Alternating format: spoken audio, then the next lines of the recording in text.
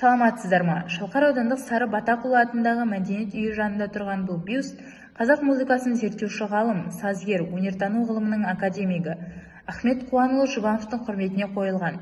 Қазақстанның түкпір-түкпірінде осындай тарихи ескерткіштер мен жәдігерлер көп. Өйткені Жұбановтар әулетінің қазақ ғылымы мен мәдениетіне сіңірген еңбегі зор.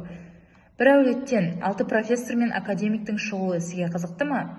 Ендеше менімен бірге болыңыздар. Құдайберген Қуанұлы Жұбанов, қазақтың тұңғыш филолог ғалымы, қоғам және мемлекет қайраткері, алғашқы қазақ академиясының ұйымдастырушыларының бірі, қазақ тіл білімінің ғылыми негізін қалаған. Өзінің қысқа ғана өмірінде Құдайберген Қуанұлы парсы, араб, неміс, түрік, моңғол, грузин, чуваш, коми, орыс және көптеген түркі тілдерін өте жақсы білген.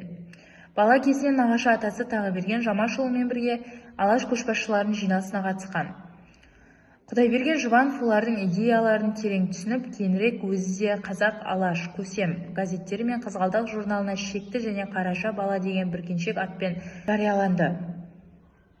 Қазақ тіл білімінің тарихында қазақ тілі әдебиеттану педагогика бойынша оны алғашқы монографиялық еңбектердің авторы ретінде мойындайды.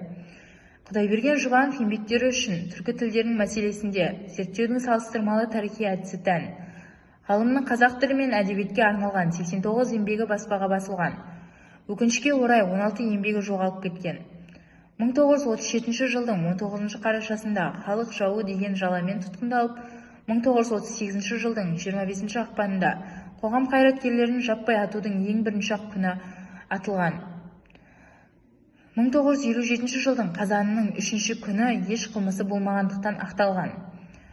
Ахмет Қуанұлы Жұбанов, қазақ музыкасын зерттеуші көрнекті ғалым, әйгілі композитор, дирижер, өнертану ғылымының академигі. Ол қазақтың музыкалық мәдениетін зерттеп тануда, түсіндіруде және жүйелік насихаттауда, жаңа сапалы биіктен көрініп, қызмет еткен тұлға. Ахмет Қуанұлы халық күйлерін оркестрге лайықтап, нотаға түсірді және қазақ музыкасын күрделі аспаптық симфониялық шығармалармен байытты. Оның қазақ музыка тарихына сіңірген еңбегі ұшан теңіз. Ғазиза Ахметқызы Жұбанова, сазгер, Қазақстанның және КСРО-ның халық артисі, профессор. Жұбанова өзін ұлағатты ұстаз ретінде танытқан тұлға. Өзінің талантын барлық жанрда танытқан, шығармашылық диапазоны кең композитор. Оның музыкасы республикадан тыс жерлерде де жақсы танымал. Ол үнемі ізденіс үстінде суреткер болды. Әкесінің аяқталмай қалған Құрманғазы радио операсын қызы аяқтаған. Ажар Ахметқызы Жұбанова 1941 жылы 5 сәуірде Алматыда дүниеге келген. Биолог ғалым, Қазақстан Республикасының ұлттық жаратылыстану ғылымдарының академиясының академигі. Қазақстан білім беру ісінің құрметті қызметкері. Асқар Құдайбергенұлы Жұбанов 13 қарашада 1937 жылы Алматы қаласында туған. Филология ғылымдарының докторы, өз өмірін математикалық лингвистикаға арнаған. Есет Құдайбергенұлы Жұбанов, филология ғылымдарының докторы, профессор, Ақтөбе мемлекеттік университетінде доцент, Жұбанов тану лабораториясының меңгерушісі қызметін атқарған.